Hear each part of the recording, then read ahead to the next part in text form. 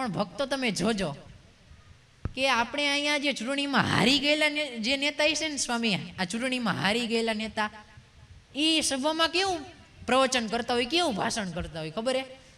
ભાઈઓ બહેનો, હું હાર્યો નથી, પણ મને હરાવવામાં આવ્યો છે, છતાં પણ આ જનતાનો ચુકાદો મને મંજૂર છે.